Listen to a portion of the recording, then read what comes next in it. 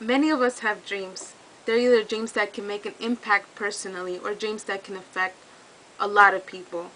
When you hear the phrase, I have a dream, you might recall Martin Luther King's speech of I Have a Dream in 1963. It was during the Civil Rights Movement. And this speech has remained very alive in many American lives because it was really strong. It made a strong impact. According to the ANQ Journal, King's I Have a Dream speech is now recognized as one of the most important speeches in the 20th century. Martin Luther King's speech has never been forgotten and remains really present in our lives. What caused this 15-minute speech to have such a strong effect? Well, I want to just quickly analyze some of the things that made a difference in his speech, why it was so strong. First of all, Martin Luther King Jr. knew his audience.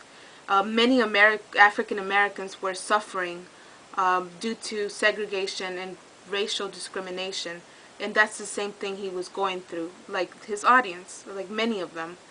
Um, he was emotionally affected by it, and they were as well. So he had that connection with them emotionally. In this case, in his speech, he was able to offer them hope, something that they needed to hear, that the public needed, and he knew that too. King's dream was not for himself, it was for everyone, including himself, but it was mostly for the people that were around him that he wanted this dream to come reality. In this case, it was complete freedom. In order for Martin Luther King's speech to have such success, first of all, he prepared beforehand. You can tell that he's reading his notes, but at the same time he maintains eye contact. You could see it in the video, and you could tell by the notes that just tells you that he was prepared, that he had written something for that speech. It was not just coming out of his mind immediately in that moment. It was something he prepared and had also memorized the last part. You could see when he starts saying I have a dream, he doesn't look back in his notes. I'm not sure if it was memorized or if it was improvised, sorry, but you can tell that he was prepared. It was all flowing right. And through this he demonstrates that he had a strong interest to his topic. It was not something that he didn't care about. You could notice that he was really interested in what he was saying. Martin Luther King also used a variety of techniques to gain the public's attention. He used imagery such as metaphors and visual words. This helped his audience get an image in their minds and understand the message better. According to The Art of Public Speaking by Stephen E. Lucas, using metaphors helps make abstract ideas concrete, and therefore it adds clarity. He also used sacred text and hymns. This is something that the audience were familiar with, for you listen to them and they would read this text in their daily lives as well. He used compare and contrast.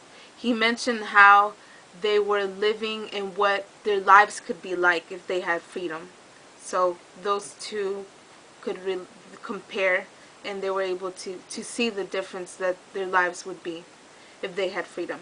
The technique gave them hope, things that could change. So that's the positive of using compare and contrast. He also used rhythm. He used repetition. This emphasized the message that he wanted them to grasp. He also used pauses to end his thought units.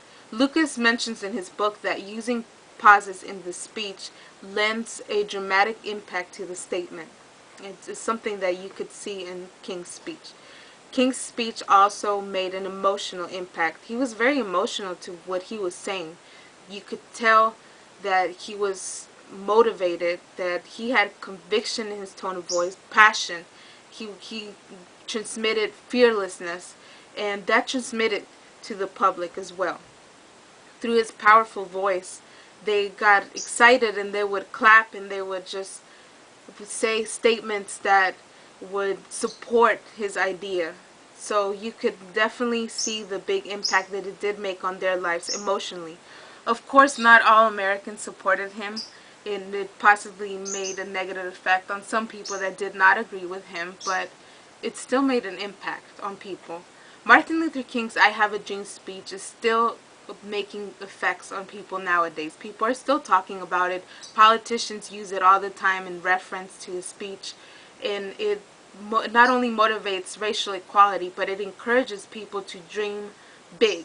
His dream was big. It was freedom. He was visioning the future, that people would be free. And that is very motivational, because that encourages you that though the dream might seem big, you can accomplish what your goal is if you just have the passion and the conviction that that will become reality. That's one of the things that really impacted my life.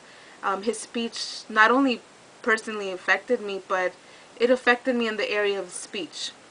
I've learned through this that you need to give a speech with passion. You need to give it with conviction that you know what you're saying, and have that special connection. I want to have that special connection with my audience as he did, and also be able to use metaphors so I could have creativity in my speech. These are a few things that I learned from his speech. There's a lot of things I could talk about, but the time does not permit.